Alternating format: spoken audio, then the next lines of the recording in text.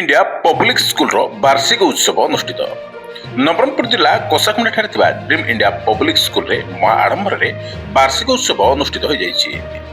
उपस्थित अतिथि मान द्वारा प्रदीप प्रज्वलन कर कार्यक्रम शुभारंभ कर स्कूल प्रतिष्ठाता पंकज सिपा स्कूल रे किपरि गुणात्मक शिक्षा प्रदान कर सहित उत्तम संस्कार दि जाउछि से कहते।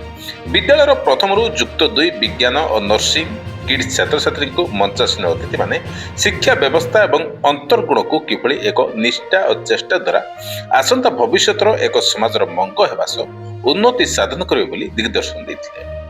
छात्र छात्री मानक वास्तव दुनियार आह्वान मुकाबला कर दक्षता सहित सज्जित करने और स्थायी विकास लक्ष्य सहित जीवन व्यापी शिक्षण अभिज्ञता थिबा विश्व नागरिक मानक मध्य परिणत करने कार्य अनुष्ठान उत्कृष्ट योगदान रही।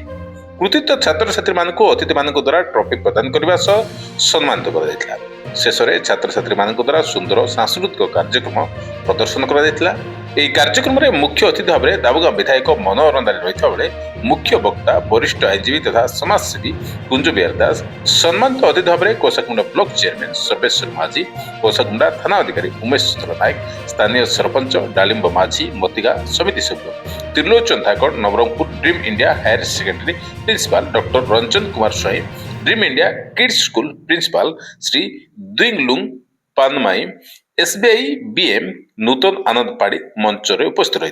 धन्यवाद देवी ड्रीम इंडिया पब्लिक स्कूल रो समस्त कर्मकर्ता मानक जे माने एटी करूछंती निश्चित भाव में से माने आम अंचल रो पिला मानकर शिक्षार विकास पाई बहुत कार्य करछंती।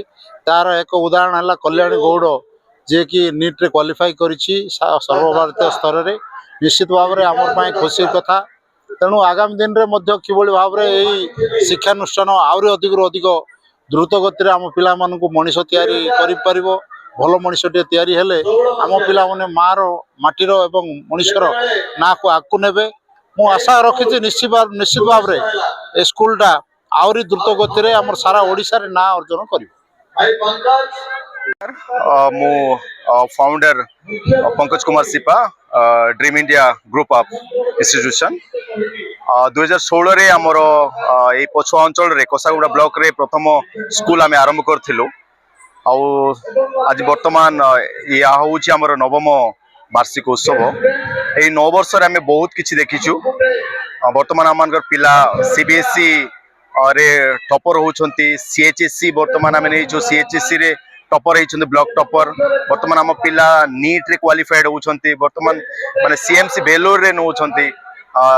इंजीनियरिंग कॉलेज रे एडमिशन होइछंती। आईआईएम गुडाए जगह रे रायपुर रे पिला जॉइन करछंती। या हमर पई गुडे गौरवर विषय। आ पेरेंट्स जो ट्रस्ट करछंती केवल जे आमे शिक्षा सहित होलिस्टिक डेवलपमेंट रे आमे फोकस कर थाउ। पिला जे प्रकार माने परंपरा सहित गुडे बापा माँ को सम्मान देवा सहित देशभक्ति देश प्रेम देश पई आमे कोन करिपा से होउची मोर विजन। आमे जन्म नैछु ए भारत माटी आमे देश पई आमे कोन करिबा से होउची हमर मूल लक्ष्य। आ पिला माने भी सेही विजन को सेही दर्शन को बुझी पारछंती आ काम करछंती।